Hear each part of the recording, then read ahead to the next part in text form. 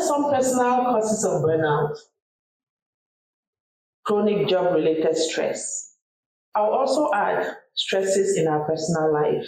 Because if things are not working around in your personal life, and then you go to work, and then you're faced with all the stresses and the stressors, it gets really, really hard.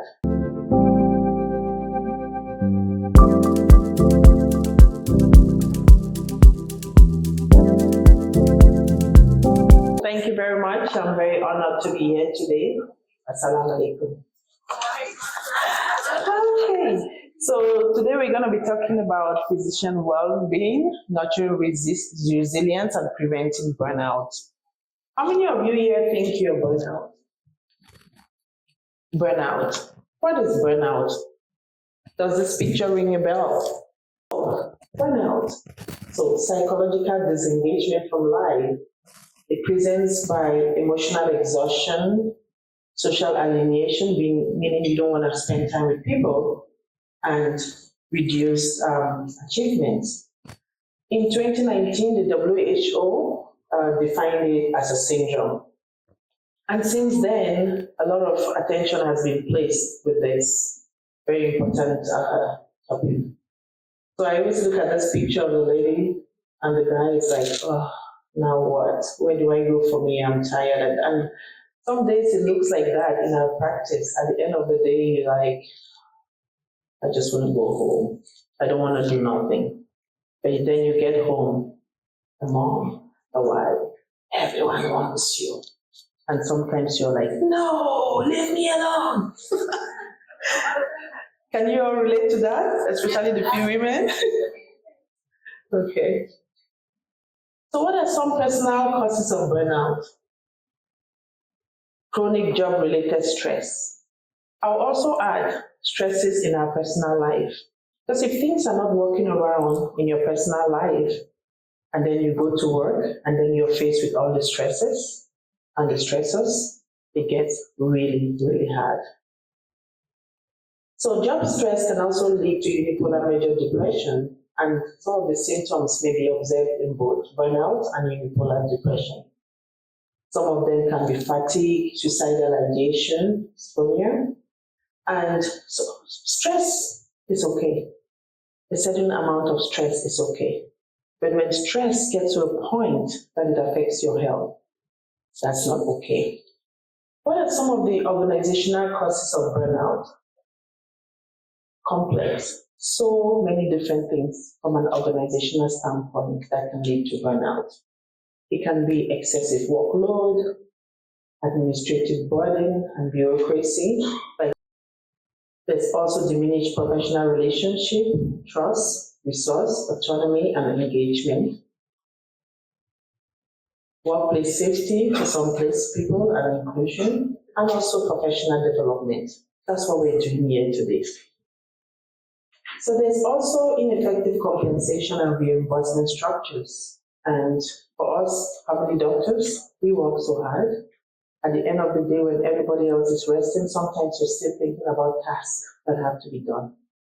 On weekends, sometimes you have to sit on your computer and do tasks. So my kids are like, Mommy, are you going to do labs? So they've gotten so used to it that, you know, as time goes on now, luckily we have the absence of a program and all of that.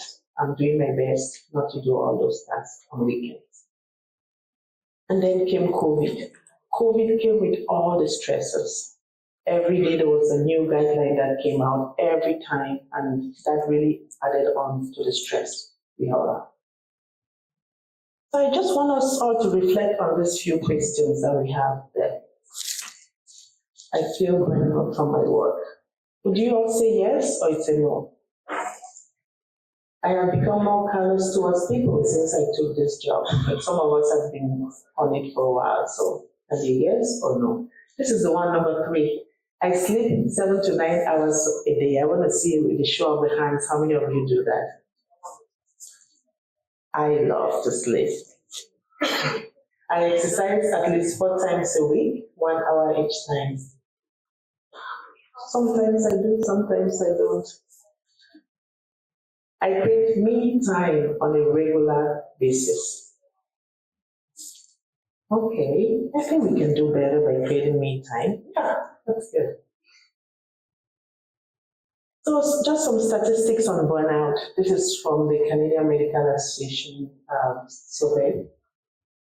And it showed that about in 2021, out of 4,121 physicians that were surveyed, 53% of them stated they were burnt out. In 2017, 31% of the physicians surveyed stated that they were burnt out.